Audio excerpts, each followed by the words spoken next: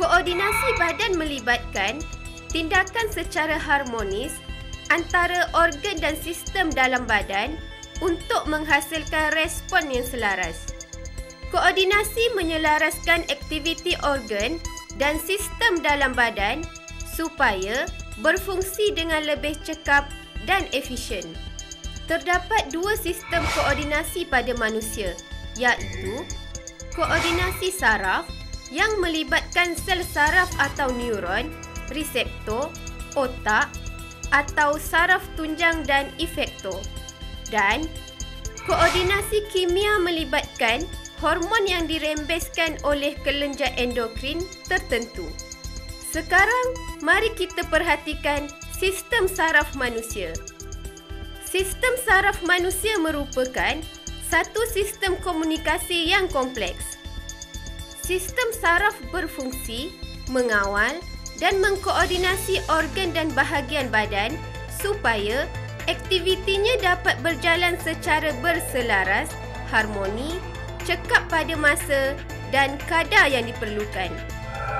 Sistem saraf manusia terdiri daripada sistem saraf pusat dan sistem saraf periferi.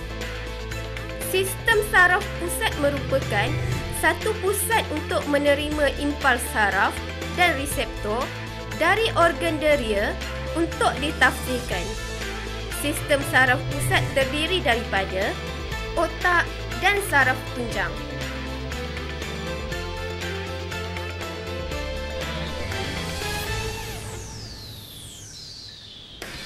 Sistem saraf periferi terdiri daripada sistem saraf soma dan sistem saraf autonomi yang menghubungkan sistem saraf pusat kepada semua bahagian badan. Sistem saraf soma mengawal tindakan terkawal seperti menyanyi dan membaca. Sistem saraf autonomi mengawal tindakan luar kawal seperti pernafasan, peristalsis dan denyutan jantung.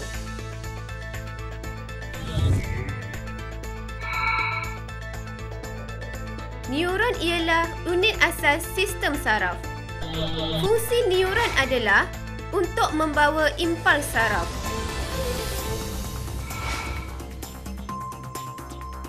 Neuron mempunyai satu nukleus yang dikelilingi oleh sitoplasma. Badan sel merupakan bahagian neuron yang mengandungi nukleus. Dendrit merupakan unjuran sitoplasma yang berfungsi menerima impuls saraf dan menghantarnya ke badan sel. Dendron ialah jenis dendrit yang berfungsi membawa impuls ke badan sel. Akson ialah jenis dendrit yang membawa impuls keluar dari badan sel.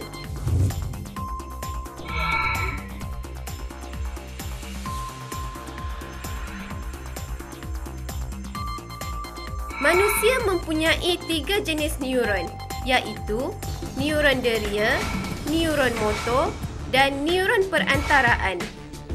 Neuron deria membawa impuls dari reseptor di kulit atau organ deria ke sistem saraf pusat. Neuron perantaraan menyambungkan neuron deria dengan neuron motor.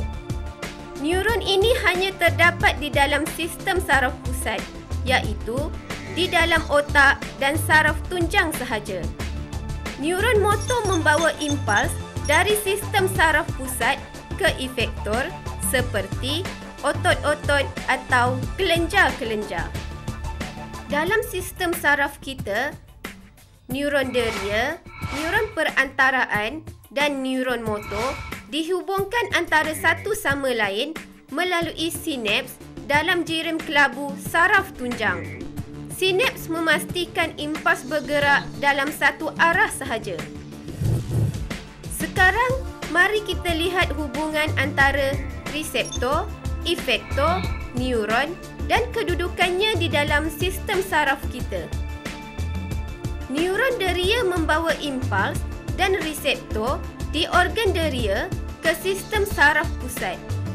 Neuron perantaraan menghubungkan kedua-dua neuron deria dan neuron motor.